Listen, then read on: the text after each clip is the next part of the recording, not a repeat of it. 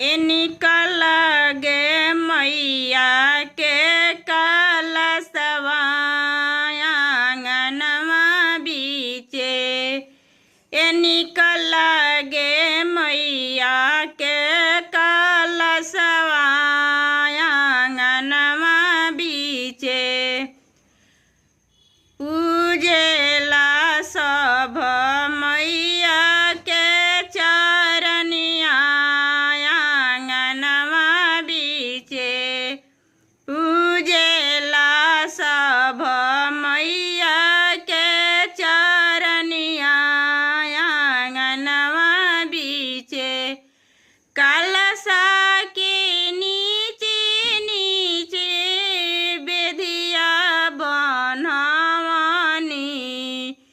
कलशा के नीचे नीचे बेदिया बनवनी। बेदिया के अरिया अरिया जइया रोपवनी। निकल गे जइया के लहरिया आंगनवा बीचे। निकल गे जइया के लहरिया आंगनवा बीचे। सब कोई पूजे मैया के चरनिया आंगनवा बीचे। कलशा के ऊपर हम पलो धइनी।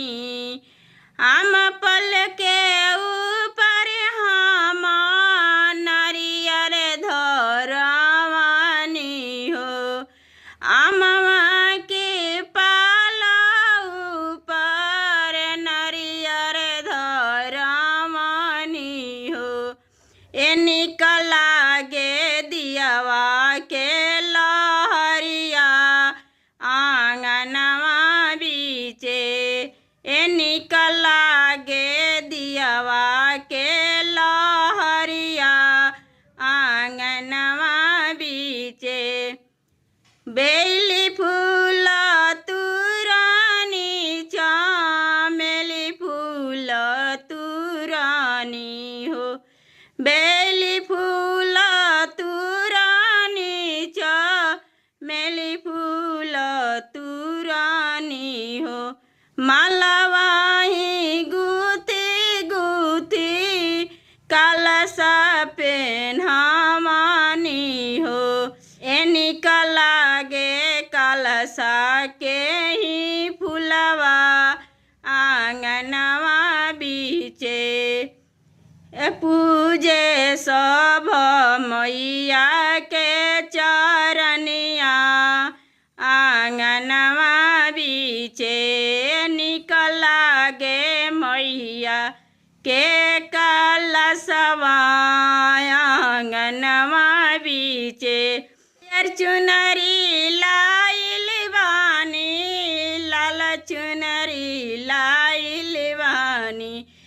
निकल गे चुनरी के ही गोटवा आंगनवा बीचे। निकल गे चुनरी के ही गोटवा आंगनवा बीचे। सब लोग पूजे मैया के चरनवा आंगनवा बीचे।